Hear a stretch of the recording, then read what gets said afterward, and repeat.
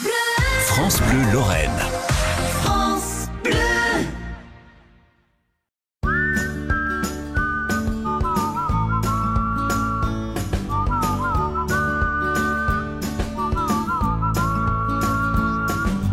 Why I'm never returning this house.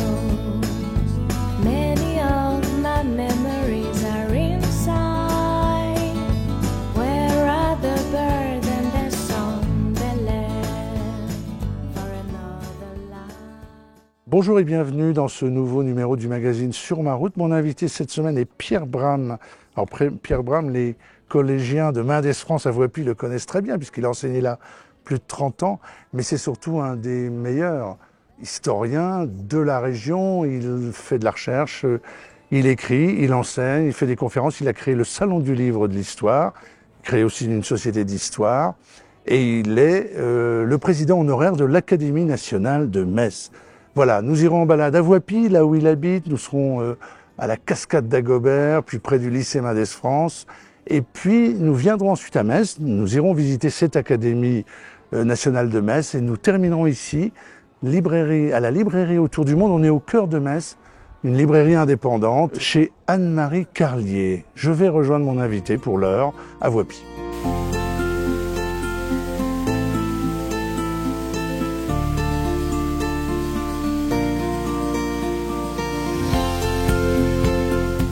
Bonjour mon cher Pierre. Bonjour Vianney. Quel bel endroit, vous avez rendez-vous. Magique, mythique. On Un trésor à Voipy. Oui, alors on est à Voipy, Oui. on a l'impression d'être à la campagne, mais on est à Voipy. On est à la campagne et on est dans la métropole. On est à la ville Ouais. et on est à la campagne. C'est ça. Et moi je préfère le côté campagne, même Oui. si la ville de Metz, Ouais. est magnifique Ouais, ouais. à tous égards. On aura l'occasion d'en parler, Oui, de toute on en façon, de parlera évidemment. la ville de Metz. Un mot sur cette cascade d'Agobert. Ah, la- Alors qu'est-ce que vient faire d'Agobert Eh ben, on ici se le demande. Ah oui. Même moi, je n'ai pas la solution. Cascade d'Agobert, mais c'est très joli. Alors, on pense à Dagobert, roi d'Austrasie, etc. Ouais. Alors, un jour, mes élèves du collège, on parlera du collège tout à l'heure, m'ont posé la question. Ben, je dis, Ouais. écoutez, c'est très simple. Le roi d'Agobert, c'est celui qui a mis sa culotte à l'envers. Ben, Ouais. écoutez, je suppose qu'un jour, accompagné de son ministre Ça y est. éloy, Ah. il est venu se baigner à la cascade. Il s'est rhabillé vite fait, bien fait, et il a mis sa culotte à l'envers. Ouais. Et en souvenir de lui, on l'a appelé la cascade de Gobert. Non, c'est une blague, on n'en sait rien. Ouais. Mais c'est bien parce que ça nous permet de nous remémorer l'importance du règne de Dagobert, roi d'Austrasie. Ouais, on ne connaît pas si bien que ça. Voilà. À part la chanson, Oui, à part la chanson. On connaît par heureusement. cœur. Oui, oui, oui. Puis Saint-Éloi. Rien à voir avec le quartier de Saint-Éloi, évidemment. oui, oui. Mais bon, c'est le règne de Dagobert, c'est début 7e siècle, premier tiers du 7e siècle. Et puis bon, les Mérovingiens, l'Austrasie. Ouais, alors là, si on rentre là... Ah, oui. Alors Pierre, vous habitez Voipy, vous êtes un Depuis Voipien. 1976. 1976, mais vous êtes originaire, alors nous, en Lorraine, on aime les gens du Nord. Vous êtes un Pas-de-Calaisien. Je ne sais pas si le mot est juste. Je ne veux pas dire un ch'ti parce que bon, Si, oui, un si, ch'ti. on peut dire ça. Alors effectivement, bon, je suis né dans le Pas-de-Calais. Mon père était mineur de charbon. Oui, Mineur de gueule charbon. noire, comme on dit. Oui, les gueules noires dans une petite ville qui s'appelle Auchel, près de Brûlé-en-Artois. Et puis, lorsque j'avais 8 ans, bon, bah, mes parents, mon père a décidé de venir travailler dans les mines de fer à Sainte-Marie-aux-Chênes. Ouais. Et donc, j'avais 8 ans quand on est venu s'installer dans un petit patelin à Vernéville.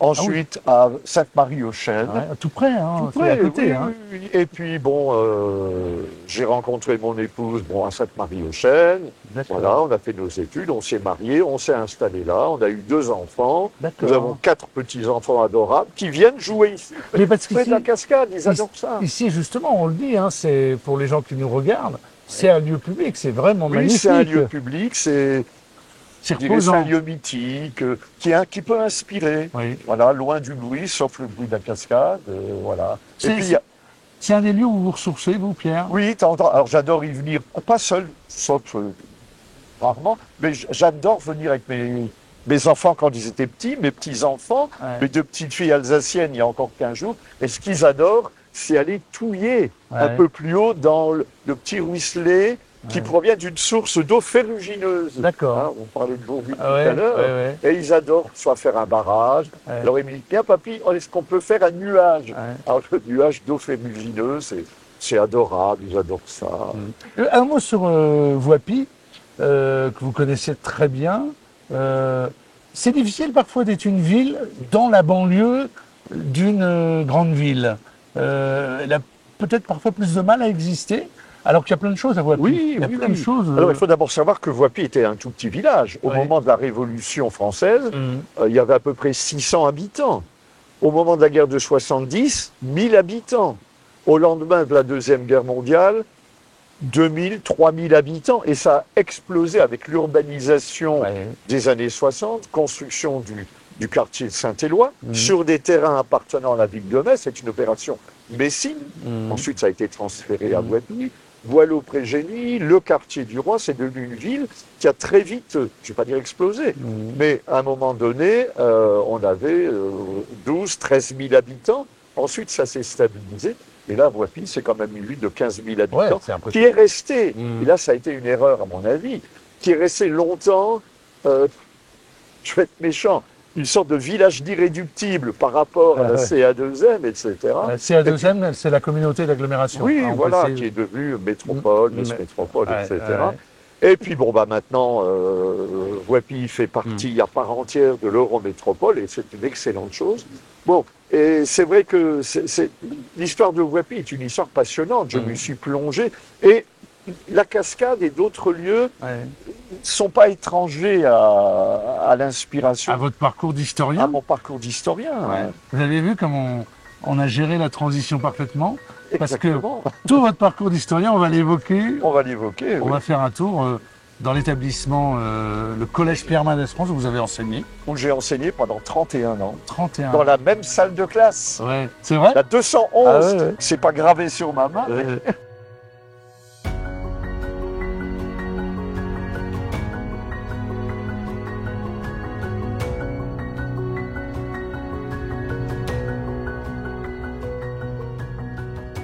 Alors là, Pierre, on s'est trouvé un petit coin de paradis là. Ah, ouais, On exactement, on domine. est en pleine nature, c'est formidable. Avec vue sur Metz. Cathédrale au loin Qu'est-ce qu'on est bien, avec du soleil. et du soleil. Et à nos pieds, donc, le fameux collège Pierre Mendès France où vous avez enseigné pendant 31 ans. 31 ans. Dans la Bravo. même salle de classe. Bravo, La monsieur. 211. Un tout petit mot avant qu'on parle de l'enseignement.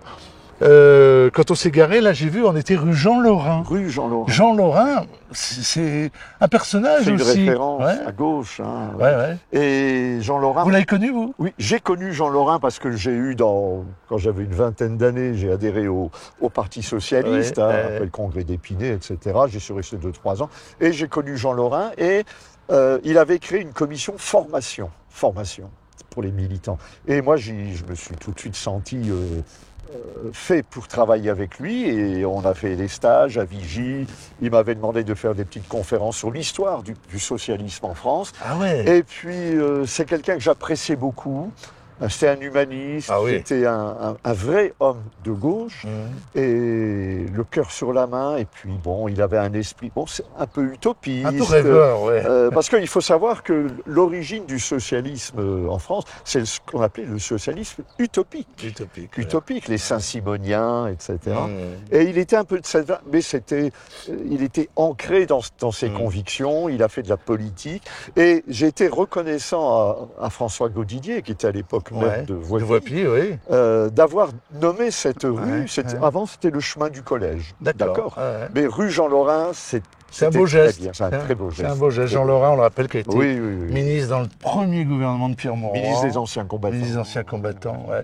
Alors, je me pose la question, là, quand même, on est face au collège où vous avez enseigné longtemps.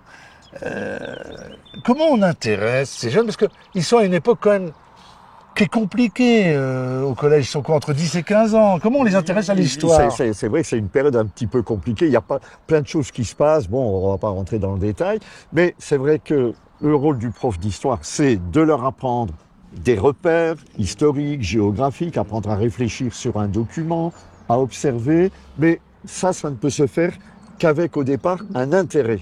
Un intérêt. Et ça, c'est quand même une problématique. Et moi, j'ai trouvé, enfin, c'est pas miraculeux. J'ai trouvé une solution, partir de l'histoire locale, Ah oui. du cadre local. Ah oui. Alors, à une époque, bon, je suis arrivé au collège à la rentrée 77, bon, le temps de prendre mes repères, etc., etc. Bon, un jour, je me dis, on va parler de l'histoire de Voipy. Et je connaissais pas grand-chose de l'histoire de Voipy, parce que je suis arrivé à Voipy en 76, un peu par hasard, je ne sais pas grand-chose. Donc, j'ai commencé à faire des recherches dans les archives, etc. Et j'avais une classe avec laquelle je dis, écoutez, ce qu'on va faire, on va préparer une exposition sur l'histoire de Voipy et on va l'exposer à la mairie. Alors, ils étaient enthousiastes, Ouais, bien sûr. on a pris des photos, le vieux château, etc., etc. C'était pas des gamins qui étaient enthousiasmés par l'histoire. Hein, et là, on a trouvé. Et puis après, moi, je me suis pris au jeu. Je dis, bah, l'histoire de Voipy les intéresse, mais ça peut aussi intéresser d'autres. Et ça m'a d'abord intéressé moi. Ouais, Alors ça qui c'est est là bien. que j'ai commencé C'est ça qui est bien. à travailler, à faire mes recherches. En À plus, écrire. Il y a la cascade, le cadre, et à écrire. Et j'ai publié mon premier ouvrage sur Voipy en 87. Il y en a eu 2 autres après. Oui, oui, il y en a eu plein. On va en parler des livres puisqu'on va à la librairie tout à l'heure. Je pensais, vous avez, alors, il y a le travail de recherche, il y a le travail, je le disais tout à l'heure, le travail d'écriture, le travail d'enseignement, mais il y a aussi l'acteur local que vous avez été, c'est-à-dire qui crée à un moment d'abord une société d'histoire et puis ensuite un salon du livre Oui, d'histoire. voilà.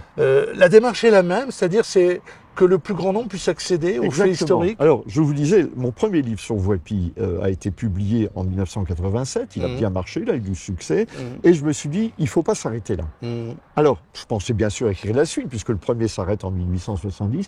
Mais j'ai dit, il faut faire profiter le maximum de gens parce qu'il y a des gens à Voipy qui sont passionnés d'histoire, mais il n'y avait pas de structure. Alors, avec quelques amis, nous avons fondé le 17 mai 88, donc 35 ans, 35 Ah ouais. nous avons fondé la Société d'histoire de Voipy en se posant tout de même la question, est-ce que ça va intéresser les Voipiciens Eh bien, bingo. Ah ouais. C'est-à-dire que ça a tout de suite bien marché. Ça m'étonne pas. On est parti de 30 adhérents. Quelques années plus tard, on était à 150. On a fait un tas de choses. On a créé la revue Les Chroniques du Graouli, des conférences, des sorties, des animations, etc. On a créé le prix René Paquet, qui est encore René Paquet, le premier historien de Voipy, qui est remis encore chaque année.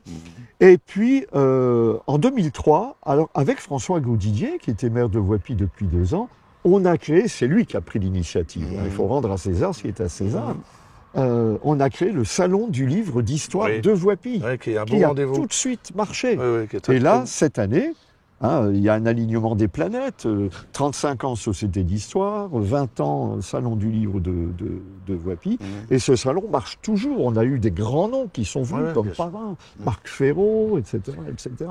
Et cette année, le thème du salon, je pense que ça va faire venir les gens et les jeunes, c'est l'Égypte antique. L'Égypte antique. L'Égypte antique. On se donne rendez-vous au mois de novembre, Ah oui. donc pour la 20e. C'est Oui. ça. Pour la 20e. On va à l'Académie maintenant. Oui, on va pas descendre par là. Académie nationale de Metz. Ouais, on va descendre par Ouais, là. tranquille. Mais tout là-bas.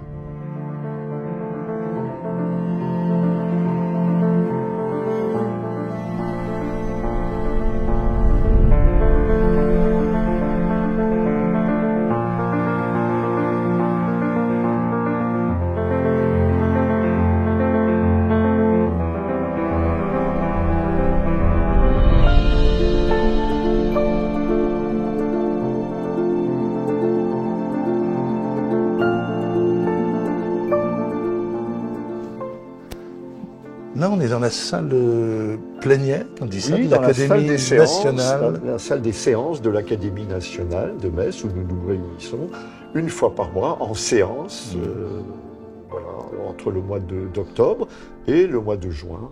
Voilà, donc Alors, vous le avez- bureau et les membres. Vous avez été à ce siège, puisque vous avez été président pendant 3 ans, si je ne me trompe pas, président de l'Académie nationale de Metz. Vous êtes maintenant président Président honoraire. honoraire. Président honoraire. La question est un peu brutale, je m'excuse Pierre, mais à quoi elle sert, cette Académie Alors, nationale? L'Académie nationale sert à beaucoup de choses. Ouais. Elle est née au milieu du XVIIIe siècle, au siècle des Lumières, comme beaucoup d'académies, dont l'Académie de Stanislas de Nancy. De Nancy, qui oui. a été créé en 1750. Nous, c'est 1760. D'accord. Mais bon, on a d'excellentes relations. Alors, le siècle des Lumières, les académies, société savante, société des lettres, des sciences et des arts. Et ce ne sont pas des sociétés dites secrètes, ce sont des sociétés qui se réunissent, qui travaillent et qui diffusent leurs connaissances. Elles sont au service des lettres, des arts et des sciences, mais elles sont aussi au service des citoyens. D'ailleurs, la devise de l'Académie, c'est l'utile. Oui, d'accord. Être utile au développement des sciences, des lettres, des arts et surtout du public. Et puis on le voit là, vous avez, alors je ne sais pas si on appelle ça un compte-rendu, mais c'est un bilan annuel. Oui, voilà, c'est impressionnant tout ce que vous faites. Ce sont les mémoires de l'Académie qui existent depuis le début. Par année. Oui, qui recensent tous les travaux de l'Académie pendant une année. Les communications qui sont faites ici, les conférences qu'on appelle hors les murs qui sont ouvertes au public, les rencontres avec d'autres académies, les sorties, les visites, etc. Donc c'est vraiment le livre de l'Académie, c'est le cœur de l'Académie et que l'on sort chaque année au moment juste avant le livre à Metz. On le signale, hein, on est vraiment au cœur de Metz, là, on est en Nexy-rue. En Nexy-rue, une rue calme, tranquille. Ouais, c'est et super. pourtant, autrefois, au Moyen-Âge, c'était une rue où il y avait des exécutions. Ah oui. Nexy-rue vient de nexare, qui veut dire exécuter. Mais ici, on ne risque rien. On ne risque rien. Il y a quand même, tiens, ça me fait penser à une chose quand vous dites exécuté. Je pense à Robespierre parce que je suis un peu surpris quand même. Alors, vous avez d'éminentes personnalités, vous en avez toujours, mais vous en avez eu par le passé. L'abbé Grégoire. L'abbé Grégoire formé, mais il est lorrain, l'abbé Grégoire, donc le lien, je le comprends. J'avoue que Robespierre, ça m'échappe qu'il ait été membre de cette Académie nationale de Metz. Oui, quand on sait ce qui deviendra plus tard. Bon, il était avocat à Arras et il faisait partie d'une société identique à la nôtre. Et entre les académies, il y avait des concours. Il y avait des concours qui étaient ouverts à tous les académiciens. Alors des questions, quand on regarde un peu les questions... c'était pas, par exemple, la bataille de Crécy, etc. C'était vraiment des sujets de réflexion. Nous sommes au siècle des Lumières, voilà. Et Robespierre a traité un sujet. En résumé, est-ce que la condamnation d'une personne doit rejaillir automatiquement sur sa famille, ses amis Autrement dit, est-ce que la famille doit raser les murs et se cacher Bon, c'est un sujet intéressant. L'abbé Grégoire, c'était l'utilité des Juifs. Donc, on a quand même d'éminents personnages. C'est impressionnant. Et puis, même au XIXe siècle, on a eu des savants, des hommes de lettres. Alors, quand même, il faut savoir que jusqu'en 1825, on n'a à l'Académie que des hommes. La première femme admise à l'Académie, en 1825, Amable Tastu, une poétesse, née à Metz, qui était la muse des grands écrivains du 19e. Donc l'Académie nationale de Metz, comme toutes les académies, il y en a une trentaine, servent à diffuser ces réflexions, ces savoirs. Nous avons à l'Académie des gens qui font des conférences, qui écrivent, etc. Et donc le statut d'académicien est quand même lié à la diffusion de la connaissance, à l'utilité que peut apporter une société comme la nôtre. Et voilà. On va rejoindre votre invité, puisque c'est le principe de l'émission. Anne-Marie Carlier, qui est membre de l'Académie. Voilà. Une libraire que j'ai voulu faire entrer. Nous n'avions plus eu de libraire depuis les années 1830. On est quand même bon dans les transitions, hein. Vous avez remarqué ? On rejoint Anne-Marie Carlier. Librairie Autour du Monde, c'est ça ? Autour du Monde. Allez, on y va. C'est parti. Let's carve our names into this tree, then lay beneath the beauty of her leaves. Will the birds and the bees seem to agree that we're strong as a maple, twice as sweet? We've had a... Eh ben nous y voilà, mon cher Pierre. Pierre tenait à venir chez Anne-Marie Carlier, librairie Autour du Monde. Un tout petit mot, parce qu'on sort de l'Académie nationale de Metz, j'allais dire de Stanislas. Non, attention, on est amis, mais point trop d'infos. Ils sont charmants. Vous êtes membre alors depuis peu ? Mais voilà. Voilà. Et c'est Pierre, il y a quoi, un an ? Il y a 2 ans, je 2 crois, ans. 2 ans, Voilà. oui. Voilà. Je tenais, déjà par amitié pour Anne-Marie, un personnage dans la vie du livre à Metz, c'est un jeu de mots. Et j'avais remarqué qu'on n'avait plus à l'Académie de libraires, mais de vrais libraires, Ouais. depuis les années 1830, 1840. Je dis c'est quand même pas normal qu'une femme, une libraire ou un libraire qui se donne tellement dans la promotion du livre, on est quand même une académie des lettres, hein, il nous faut une libraire. Et j'ai tout de suite pensé, j'ai pas eu longtemps à choisir, parce que bon, on se connaissait un petit peu, j'avais été sur les stands d'Anne-Marie. Le vrai libraire, c'est le libraire indépendant, c'est celui qui a peut-être une formation de libraire. C'est quoi finalement qui fait la différence entre vous et ceux qu'on appelle parfois les marchands de livres, simplement Alors, même un vrai libraire vend des livres. Bah, bien Oui. sûr. C'est Non, sa mais on est première d'accord, mais il y en a mission. dont Et ça se résume à ça. après, il y a... je pense que le vrai libraire, c'est celui qui lit. Souvent, on dit « Ah, mais vous êtes toujours en train de travailler ?» Alors, pour moi, le vrai libraire, quand il lit, il oublie qu'il est libraire et il lit pour lui. D'accord. Et je pense que c'est ce qu'on donne, c'est partager nos lectures et en même temps, peut-être plus que partager nos lectures. Bon, il y a ce pont-là, mais il y a aussi trouver le livre pour que la personne demande ou qu'elle voudrait pour elle ou pour offrir. Donc je pense qu'il y a beaucoup d'écoute. Et alors chercher dans ce qu'on a lu, dans ce qu'on a vu passer. Et voilà, c'est trouver, et je suis persuadée qu'il y a un livre pour chaque occasion et pour chaque personne. C'est-à-dire que vous avez un rôle de conseil, c'est ce qu'apprécient d'ailleurs les clientes de vos librairies, de conseil. Mais moi j'ai été surpris parfois dans certaines librairies, quelqu'un qui vient, qui n'a aucune idée en tête, le libraire le connaît, est capable de lui dire je te conseille ça. Ça c'est quand même... Alors ça me fait penser, je voudrais vous soumettre cette réflexion d'une discussion que j'avais eue avec Jean Rotner, l'ancien président, et qui comparait les libraires à des médecins ou à des pharmaciens. Il disait d'ailleurs, je dis mon libraire comme mon pharmacien. Alors oui, mais comme on peut dire mon fromager, mon caviste, mon boucher. Après, je trouve que le livre, ça... J'aimerais pas qu'on tombe dans... Alors c'est vrai qu'il y a des clients qui sortent leur carte vitale quand ils payent, mais c'est vrai que c'est... C'est vrai, c'est arrivé? Mais oui, mais il y a plein de gens qui me disent « Ah, mais ça devrait être remboursé par la sécurité sociale. » Oui, parce que je pense que ça peut aider et ça peut aussi sauver des vies. Ça peut être une thérapie de lire un livre. Voilà, mais en même temps, j'aimerais pas tomber dans le fait qu'on lise uniquement parce qu'il faut... Oui, c'est pas vos patients non plus, hein, on est d'accord. Et je pense que voilà, ça peut être... Il peut y avoir le livre idéal un moment, mais il peut y avoir un polar alors que... Voilà, et plein de choses. Voilà, le livre, c'est tout le temps. Est-ce qu'il y a un autre aspect qui vous définit, c'est que... Enfin, moi, je l'ai remarqué dans d'autres librairies, c'est que vous êtes vraiment des acteurs de la vie locale.